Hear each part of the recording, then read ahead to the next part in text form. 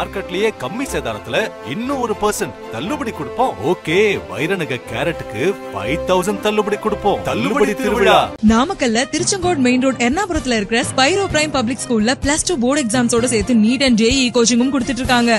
வணக்கம். எல்லோரும் 6 மணிக்கே இந்த மண்டபத்திற்கு வந்து ஒரு சிலர் உரையாற்றி முடிந்ததற்கு பின்னர் இடையிலே கொஞ்சம் பேசாம இருக்கீங்களா? எவ்வளவு பேர் அமைதியா இருக்காங்க? முதல்ல படிக்கணும்.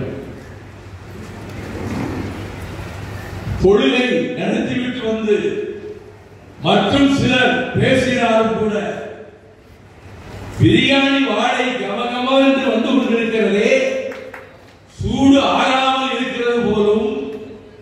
எப்பொழுது அவர்கள் அதை பரிமாறுவார்கள்?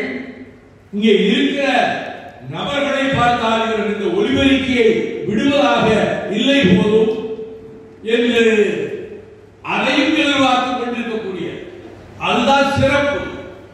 நாங்கள் இவ்வாறு நடத்தினா அதுல பேரிச்சம்பழம் இருக்கும், ஆரஞ்சு பழம் இருக்கும், ஆப்பிள் பழம் இருக்கும், சம்சா இருக்கும். மண்ணிலே சாய்ந்து விட்ட முராத் புகாரி அவர்களுடைய பெயரை மறுமலர்ச்சி திராவிட முன்னேற்ற கழகம் என்னோடும் நினைவிலே வைத்திருக்கும் என்பதை இந்த நேரத்திலே நான் தெரிவித்துக் கொள்கிறேன். இஸ்லாம் மார்க்கத்திற்கு 5 கடமைகள் உண்டு.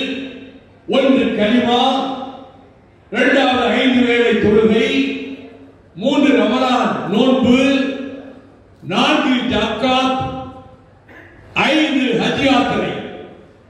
இந்த கடமைகளை செய்ய வேண்டும் என்று இஸ்லாம் வலியுறுத்துகின்றது.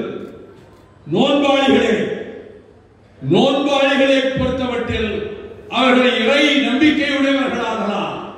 அந்த நோன்பாளிகளுக்கு இறை நம்பிக்கையுள்ள நபிகள், அப்படி ஆதம் நபிகாலத்திலே இருந்து இது நடந்து வருவதா?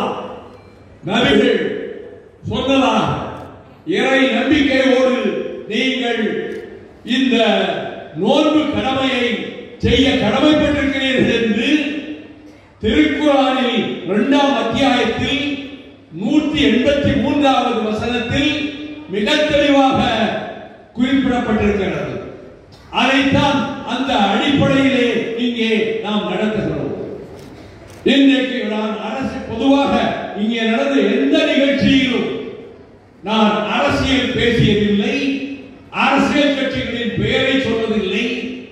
அதை ஒரு வழக்கமாக கொண்டிருந்தாலும் நாகாபுரத்திலும் சிறுபான்மை மக்களை, இஸ்லாமிய மக்களை சூழ்ந்து வருகின்ற பகையும் தாவி வருகின்ற ஆபத்துக்களும் நிறைந்திருக்கின்ற நேரத்தில் சில செய்திகளை இங்கே பதிவு செய்ய வேண்டியது அவசியமாகின்றது.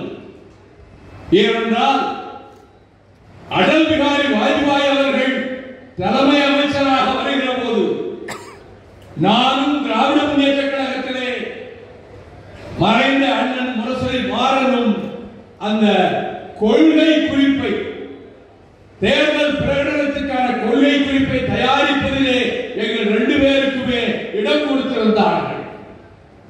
அவர்கள் வாஜ்பாய் அத்வானி இருந்தாலும் கூட அவர்கள் பார்த்துவிட்டு அனுப்பி வைத்த கொள்கை குறிப்பில் காஷ்மீர் என்ற வார்த்தையே கிடையாது.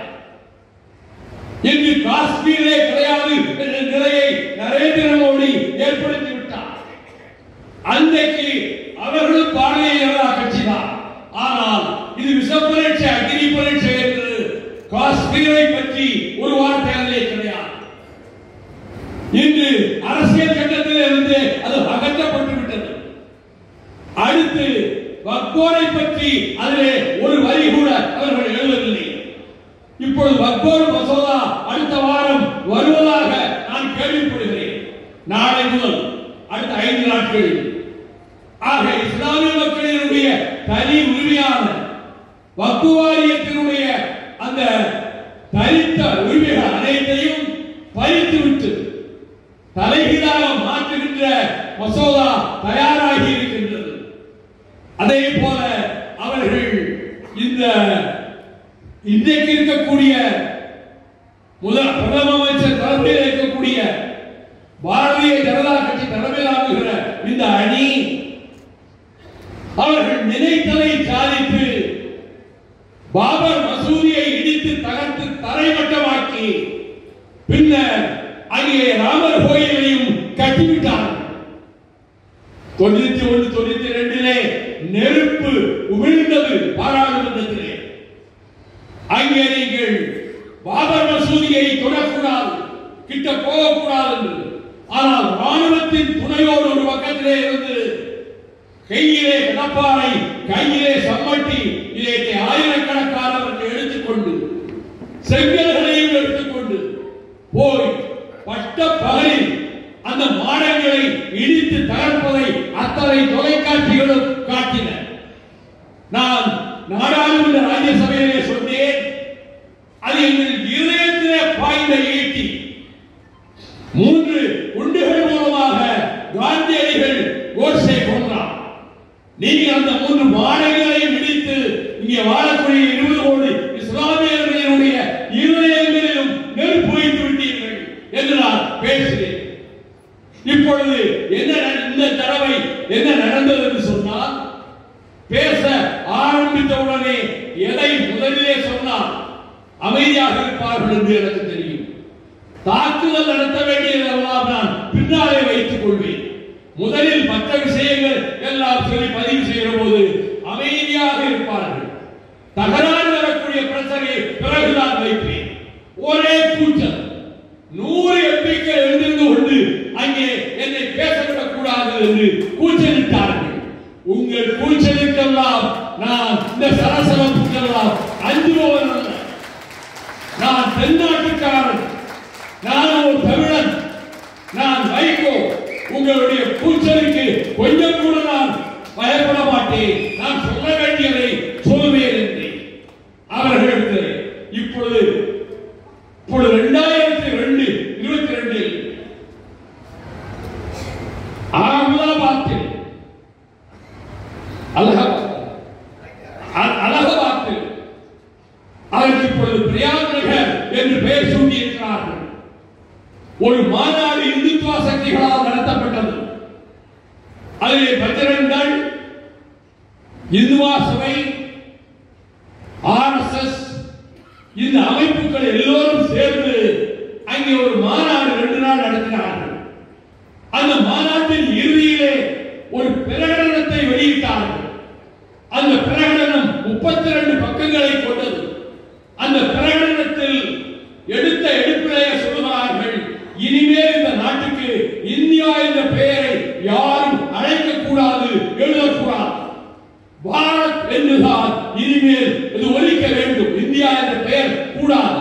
இது முதல் பிரகடனம். அடுத்த பிரகடனம், இந்த நாட்டுக்கு டெல்லி தலைநகராக இருக்கக்கூடாது, வாரணாசி தான் தலைநகராக இருக்க வேண்டும். அடுத்து மேலும் சொல்கிறார்கள், இங்கே இந்துக்களுடைய நாடு இந்த நாடு, இஸ்லாமியர்களும் கிறிஸ்தவர்களுக்கும் ஓட்டுரிமையும் கொடுக்கக்கூடாது, பிரஜா உரிமையும் கொடுக்கக்கூடாது. இந்தியும் சமஸ்கிருதமும் தான் இங்கே என்றைக்கும் ஆட்சி மொழிகளாக இருக்க வேண்டும். ஒரே நாடு, ஒரே மொழி, ஒரே கலாச்சாரம், ஒரே மதம், ஒரே பண்பாடு. இதை அவர்கள் ஒரு மெமரண்டமாக தயாரித்து இந்தியா பூராவில் அனுப்பினார்கள். இதை அப்படியே நான் பாராளுமன்றத்திலே சொன்னேன். அவர்களுக்கு தாங்க முடியவில்லை.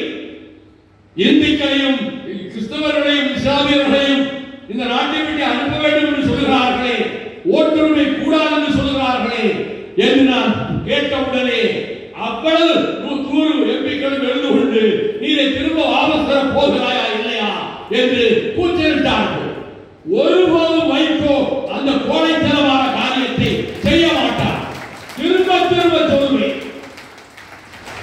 நீங்கள் இந்த திட்டத்தை எல்லாம் வைத்துக் கொண்டுதான் நீங்கள் இப்பொழுது ஆட்சியிலே ஒவ்வொன்றாக கொண்டு வருகிறீர்கள். அதை எதிர்த்து போராட வேண்டிய எத்தனை இஸ்லாமியர்கள் கொல்லப்பட்டனர், எத்தனை இஸ்லாமிய அறிஞர்கள் கொல்லப்பட்டனர். தாத்ரியிலே ஒரு இஸ்லாமிய சகோதரன் முகமது அக்லப் 104 டிகிரி காய்ச்சலிலே வீட்டிலே முடங்கி கிடந்த போது அவரை தூக்கி கொண்டு வெளியே வந்து போட்டு தலையிலும் தொடையிலும் வயிற்றிலும் பிரித்து கம்புகளால் அடித்து நீ பசுமாட்டை கொண்டுவிட்டு தானே மாமிசத்தை இங்கே கொண்டு வந்திருக்கிறாய் என்று ஒரு பொய்யான குற்றச்சாட்டை சொல்லி அவரை சாகடித்தார்கள். அதே போல ஒவ்வொரு மாநிலத்திலும் நடந்தது.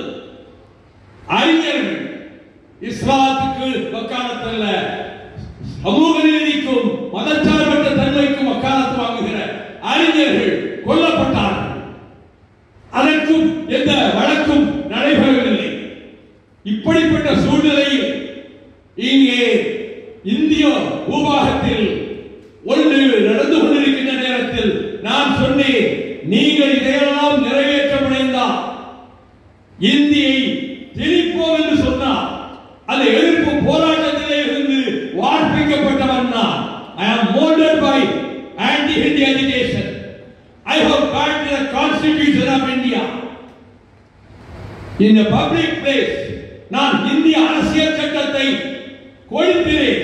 17வது பிரிவை நடு வீதியிலே நின்று கொண்டு கொளுத்திவிட்டு, இது நான் கொளுத்துகிற இந்திய அரசியல் சட்டம் என்று சொன்னேன். கைது செய்யப்பட்டேன். நான் கொளுத்துகிற போது டிஐஜியாக ஜாஃபர் அவர்கள் தொலைவிலே நின்று கொண்டிருந்தார்கள். பாண்டியன் எஸ்பி. அதன் பிறகு 3 மாத காலம் சிறைக்கு போய்விட்டு வந்தேன். நீதிமன்றத்தில் எனக்கு கௌரவமான விடுதலையை சார்ந்த நீதிபதி தந்தாரே தவிர நான் சட்டத்தை கொளுத்தியதற்கு தண்டனை என்று எதுவும் சொல்லவில்லை.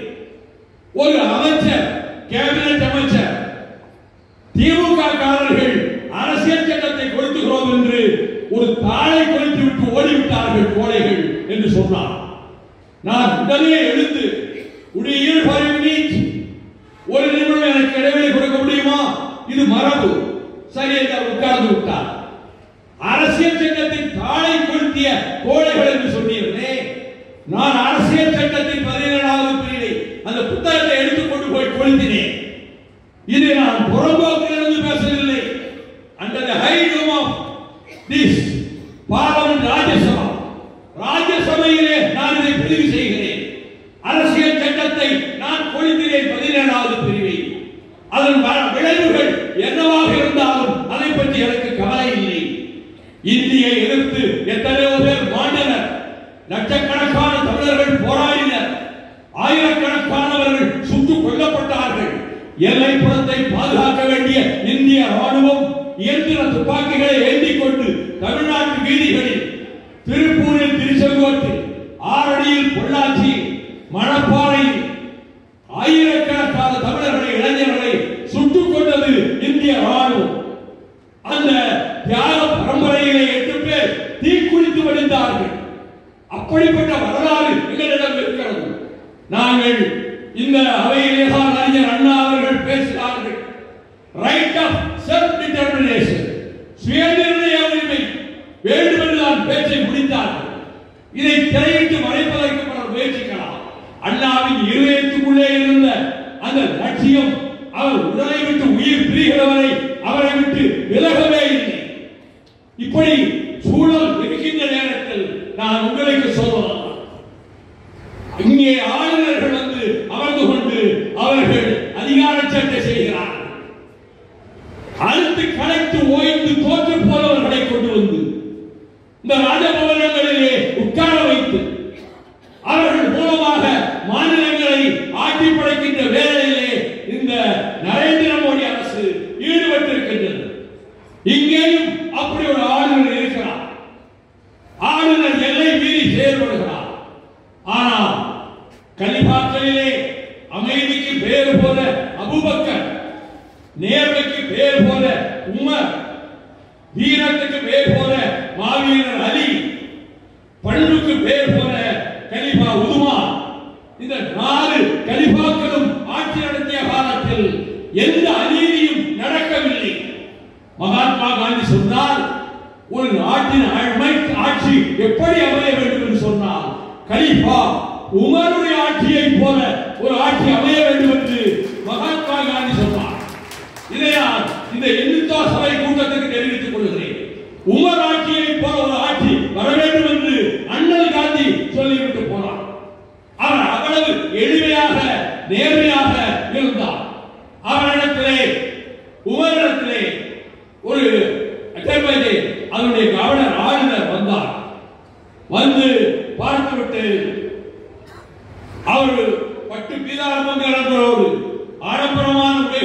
வந்து அமர்ந்தார். உமர் அவர்கள் ரொம்ப நைந்து போன துணியைத்தான் சட்டையாக போட்டிருப்பார். அவருடைய எளிமை அப்படிப்பட்டது. அவர் அவருடைய வரவு செலவுகளை எல்லாம் கேட்டுவிட்டு அனுப்பி வைத்தார். இவர் போனவுடன் இவர் என்ன ரொம்ப மோசமான உணவை சாப்பிட்டுக் கொண்டிருக்கிறார் என்று தேனும் பேரீச்சை பழங்களும் விதவிதமான சுவையான பட்சணங்களும் அங்கே இருந்து மூட்டை மூட்டையாக கட்டி நம்முடைய உமர் அவர்களுக்கு அனுப்பி வைத்தார். அது வந்தவுடனே பார்த்த உமர் அவர்கள் அவருக்கு ஒரு தாக்கீது அளிக்கிறார்.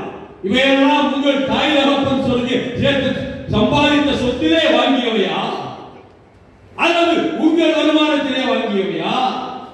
அரசாங்க பணத்தை இதற்கு செலவழித்திருக்கிறீர்களா? இதை நான் திருப்பி அனுப்புகிறேன். இனி நீங்கள் இப்படிப்பட்ட காரியத்திலே ஈடுபடக்கூடாது என்று சொன்னார். அவர் உறுதிமொழி எடுக்க வைத்தார். அவர் உறுதிமொழி எடுப்பார் கண்டிப்பா. அந்த உறுதிமொழியிலே என்னென்ன வாசகங்கள் இருக்கும் தெரியுமா?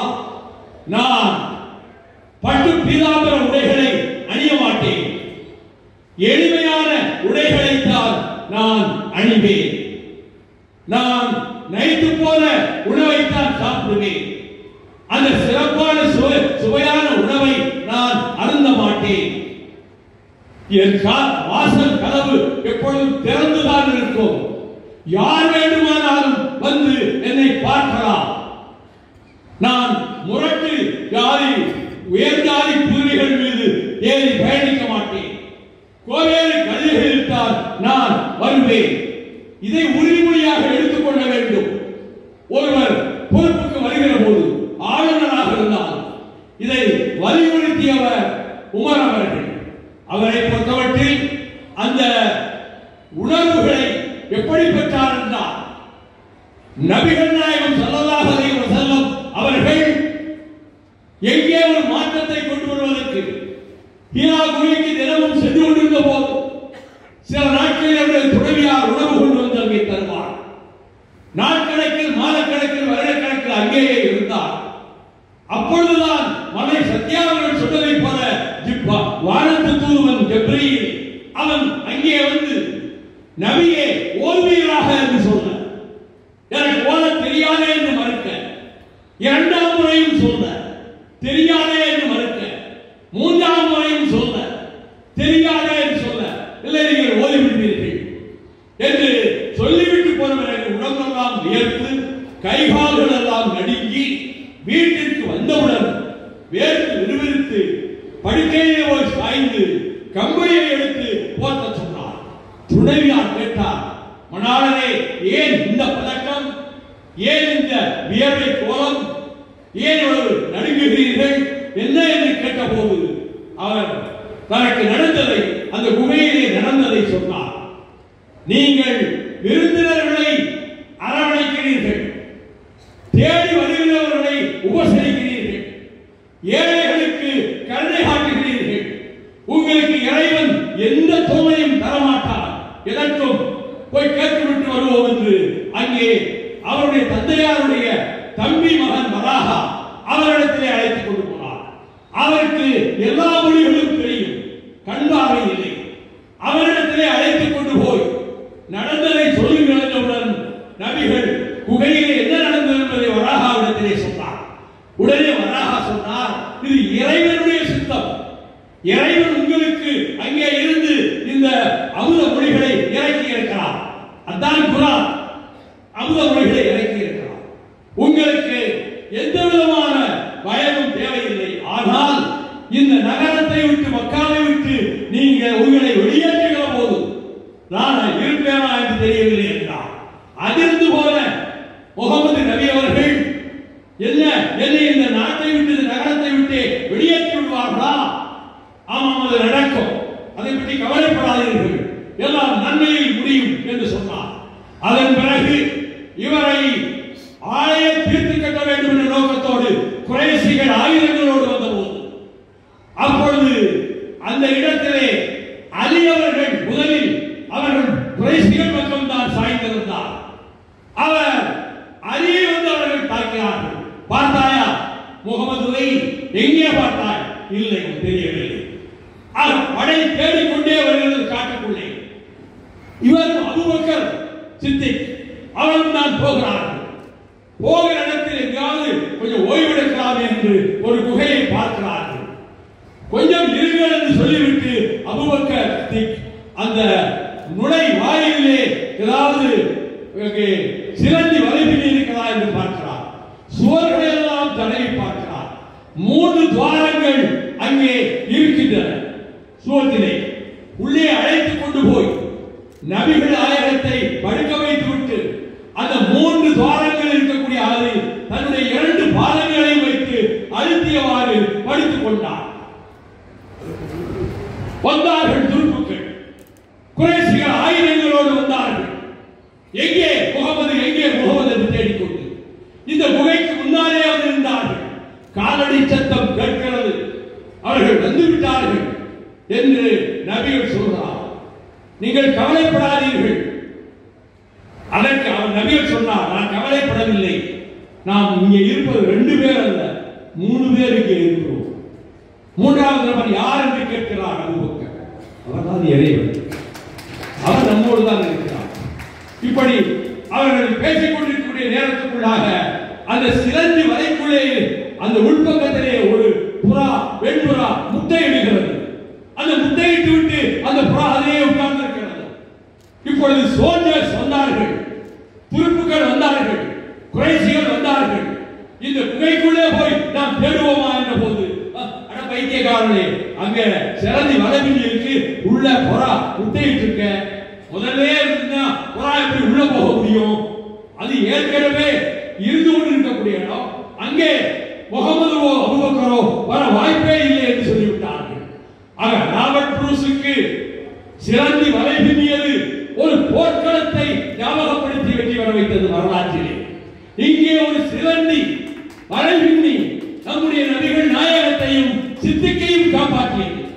அப்படித்தான் அவர்கள் அதற்கு பிறகு முதல் போர்க்களம் பத்ரு போர்க்களம். அந்த பத்ரு போர்க்களத்திலே 1300 குறைஷிகள் ஆயுதங்களோடு வந்தார்கள். 700 ஒட்டகங்கள், 100 குதிரைகள், 80 உருக்கு சட்டைகள். இது குறைஷிகளின் படைபலம். இங்கே நபிகள் நாயகத்தோடு 313 பேர் இருந்தார்கள்.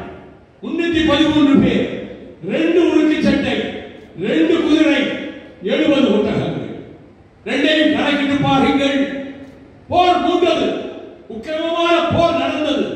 அபூஜஹலை அங்கே நபிகளுக்கு விரோதியாகத்தானே ஆனை அங்கே அன்சாரிகள் என்று சொல்லப்படுகிற மதீனாவை சேர்ந்த 2 இளைஞர்கள் வெட்டி கூறு போட்டார்கள்.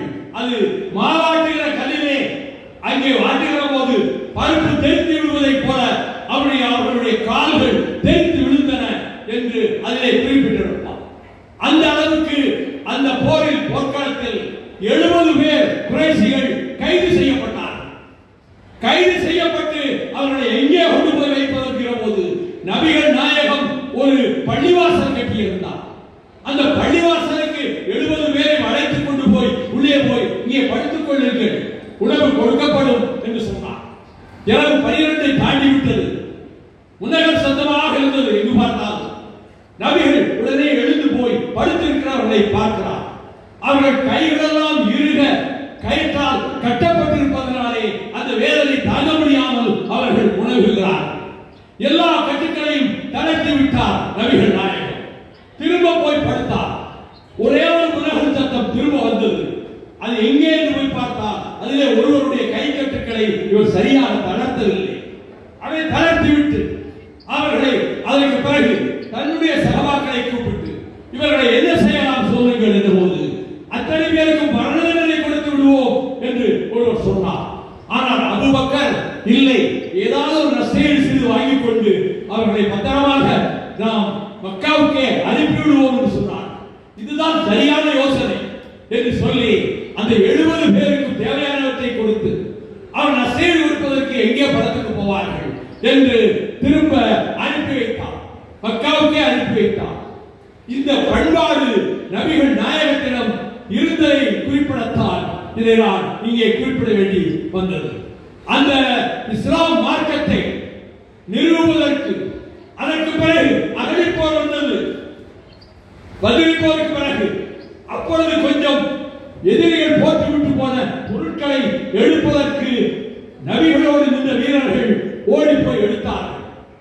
கோபம் வந்து விட்டது. அவர்கள் திரும்ப தாக்கியதிலே கொஞ்சம் பேர் இறந்து போனார்கள். அவர்களுக்கெல்லாம் அறிவுரை சொன்னார். எதிரிகள் போட்டுவிட்டு போன பொருட்களை நீங்கள் ஏன் போய் எடுத்தீர்கள்? இதற்கு முன்பு முதல் பத்ர் போர்க்களத்திலேயே நபிகள் கொல்லப்பட்டு விட்டார் என்ற செய்தி எல்லா இடங்களிலும் காட்டு தீ போல பரவியது. எல்லோரும் பதற்றமடைந்தார்கள். அலி மிக மிக பதற்றமடைந்தார்.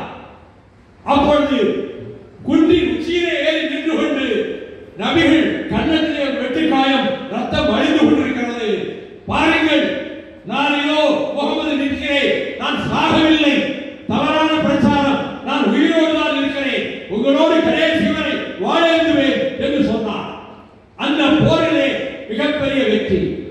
அதற்கு பிறகு கம்சு கோட்டையை தாக்குகிற பொழுது மாவீரர் அலி 40 பேர் சேர்ந்து தூக்க முடியாத அந்த நிலை கதவை தன்னந்தனியனாக ஒருவன் போய் ஒரு கையை கொண்டு அந்த நிலையை பெயர்ந்து எடுத்தார். இது இவ்வளவு பெரிய அதிசயம். 70 பேர் தூக்க முடியாத நிலையை அலி ஒருவராக தூக்கிவிட்டார் என்ற போது நபிகள் சொன்னார், அது பிடித்து இழுத்தது அலியின் கரம், இயக்கியது அல்லாஹ்வின் கரம். அதனாலே அவரால் முடிந்தது. ஆக சமத்துவத்தையும் சகோதரத்துவத்தையும் நிலைநாட்டுகின்ற மக்கள் இஸ்லாமிய பெருமக்கள். அவர்கள் அமைதி வாழ்வைத்தான் விரும்புகிறார்கள். ஆனால் ஒரு சிலர் எங்கோ தவறு செய்தால் அதை உடனே இஸ்லாமியர்கள் இந்த வேலைகளிலே ஈடுபடுகிறார்கள் என்று அவர்கள் மீது பொய் குற்றச்சாட்டுகளை சொல்லி சிறையில் அடைத்து அவர்களை துன்பப்படுத்துகின்ற வேலையை இன்றைக்கு ஆட்சி பொறுப்பில் இருக்கக்கூடிய நரேந்திர மோடியினுடைய அரசாங்கம் செய்து கொண்டிருக்கிறது. நேற்று முன்தினம் உள்துறை அமைச்சர் அமித்ஷா எங்கள் சபை வாதத்துக்கு பதில் சொல்ல வந்தார். 1.5 மணி நேரம் பேசினார்.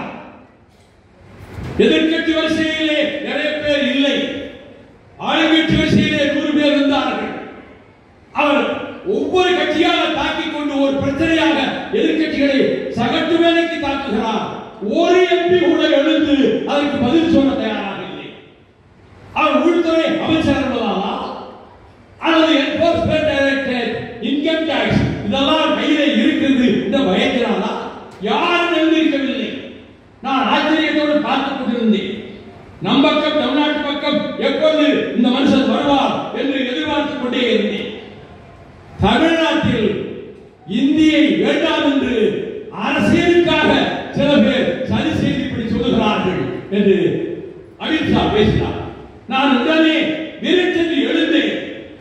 Mister home minister, you are imposing Hindi on our heads. How will you tolerate? We tolerate.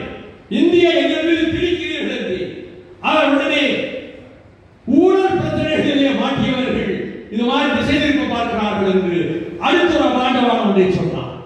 அப்பொழுதுதான் நான் சொன்னேன், இந்த நாட்டினுடைய அனைத்து மாநில மொழிகளையும் ஆட்சி மொழிகள் ஆக்க வேண்டும் என்று அண்ணா கேட்டார். அதை செய்ய நீங்கள் தயாரானா பதில் சொல்லுங்கள் என்று அவர் அந்த சப்ஜெக்டே விட்டுட்டு மணிப்பூருக்கு போயிட்டார். இந்த இந்தி பிரச்சனையே விட்டுட்டார். எல்லாம் மற்ற எம்பிக்கள் வந்து 100 பேர் இருக்கிறார், வந்து அடிக்காத அடிக்காம இருக்கு, நீ துணிஞ்சு அவரை பார்த்து கேட்கிறேன், அவர் மனுஷன் தானே அமித்ஷா, அவ்வளவு பிரிவு உள்துறை அமைச்சர் எனக்கு எவ்வளவு இருக்கும், நான் எத்தனை வருஷம் அரசியல் இருக்கேன். அதனால இன்னும் ஏதாவது பேசியிருந்தா பதிலுக்கு 1க்கு 10 வட்டியும் முதல்வா கொடுத்துருப்பேன். எல்லாருக்கும் சந்தோஷம். வெளியே வந்து சொன்னாங்க, நீ உத்தனால் எந்திரிச்சு கேட்டையாரு என்று. அதை போல இந்த உறுதியை எனக்கு தந்தது திராவிட இயக்கம். அறிஞர் அண்ணாவின் மாணவனாக நான் அந்த இயக்கத்திலே சேர்ந்து 30 ஆண்டுகள் திராவிட முன்னேற்ற கழகத்திலே பாடுபட்டிருக்கிறேன், உழைத்திருக்கிறேன், ஊர் ஊராக சென்றிருக்கிறேன், 23 தடவை சிறைக்கு சென்றிருக்கிறேன். அதன் பிறகு கால சூழ்நிலை சில பிரச்சனைகள் ஏற்பட்டு நான் திமுகவிலே இருந்து அடிப்படை உறுப்பினர் பொறுப்பிலிருந்து வெளியேற்றப்பட்டேன். I was expelled. அது தெரியாமல் பல பேர் இவர் அங்கே இருந்திருக்கலாம், நீங்க பொறுப்பை அங்கே இருந்திருக்கலாம் என்று சொல்லுகிறவர்களுக்கு வரலாறு தெரியுது. ஆக 30 ஆண்டுகள் உழைத்ததற்கு பிறகு, நீக்கப்பட்டதற்கு பிறகு 5 பேர் தீக்குளித்து தமிழகத்திலே உள்ள திராவிட முன்னேற்ற கழக தோழர்களிலே பல லட்சக்கணக்கானவர்கள் என்னோடு வந்தார்கள். இங்கே எழுச்சி பேரணி நடத்தி பிற்பகல் 3 மணிக்கு தொடங்கிய பேரணி அப்பொழுது 7 வரை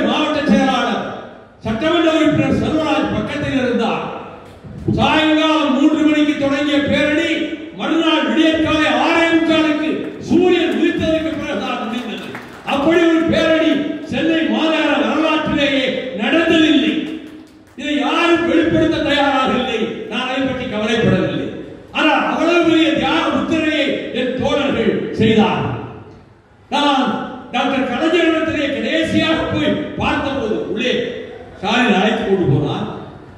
அவர் கண்கள் கலங்கியதை பார்த்தேன். என் கண்களும் கலங்கின. நான் உங்களுக்கு எப்படி மேய்காப்பாளராக பாதுகாவலராக பக்கத்திலேயே இருந்து பாதுகாத்தேனோ அதே போல தம்பி ஸ்டாலினுக்கும் நான் அதே போல இருப்பேன் என்று நான் சொன்னேன். அவர் கண்கள் வளர்ந்தன.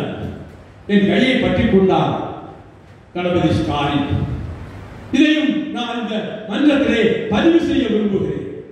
நான் அந்த விதத்தில் தான் அன்றையிலிருந்து இன்று வரை திராவிட முன்னேற்ற கழகத்துக்கு விசுவாசமாகவும் திராவிட முன்னேற்ற கழகத்தை பற்றி யாராவது சீறினால் சீறி பாய்கிற வேலையாகவும் நான் இந்த அன்றிலிருந்து இன்று வரை இந்த நேரம் வரை இந்த இஃப்தார் நடக்கிற நேரம் வரை வைகோ அப்படித்தான் நடந்திருக்கிறார். இதை நீங்கள் பதிவு செய்து வைத்துக் கொள்ளுங்கள். தேவைப்படும் இந்த பேச்சு எதிர்காலத்திலே தேவைப்படக்கூடும். வைகோ என்ன ஆனான் என்ற கேள்வியை அரசியல் உலகம் எழுப்புகிற போது நான் பதிவு செய்த இந்த உண்மையை இஸ்லாமிய மக்களுடைய மன்றத்திலே வைக்கிறேன். இப்படித்தான் இருந்தேன், இப்படித்தான் இன்றும் இருந்து கொண்டிருக்கிறேன். அரசியல் என்பது தமிழினம் திராவிட இயக்கம் என்ற உணர்வோடு நாட்டு பிரிவினை நெஞ்சின் ஆழத்திலே புதைத்து வைத்துக் கொண்டிருப்பவர் இந்த வைகோ என்று நான் அங்கேயே சொன்னேன். ஆகவே என்னுடைய அன்புக்கும் நேசத்துக்கும் உரிய பாசமிக்க இஸ்லாமிய சகோதரர்களே, நீங்கள் இவ்வளவு நேரம் அமைதியாக இருந்து இந்த மன்றத்திலே கலந்து கொண்டதற்கும் இஃப்தார் நோன்பு திறப்புலாவே பங்கேற்றதற்கும் நான் என் நெஞ்சின் அடிவாரத்திலே இருந்து உங்களுக்கு 1000 கோடி நன்றிகளை தெரிவித்துவிட்டு வைகோ கடைசி வரை எதிலும் மாறமாட்டார். சொன்ன சொல்லிலே கொண்ட கொள்கையிலே உறுதியாகத்தான் இருப்பார் என்று கூறி விடைபெறுகிறேன். நன்றி, வணக்கம். நக்கீரன் டிவிக்கு சப்ஸ்கிரைப் செய்யுங்கள். உங்கள் ஆதரவே எங்கள் பலம். ஆசிரியர்களுக்கு நண்பனாகவும் மாணவர்களுக்கு ஆசானாகவும் திகழும் தேர்வு வழிகாட்டி. ஒவ்வொரு பாடத்திற்கும் அனுபவமிக்க ஆசிரியர்களின் துல்லியமான தெளிவான விடைகள். CNC இருக்கு, தேர்வு பயம் எதற்கு? இது தீரன் பப்ளிஷிங் ஹவுஸ் விற்பனை வெளியீடு.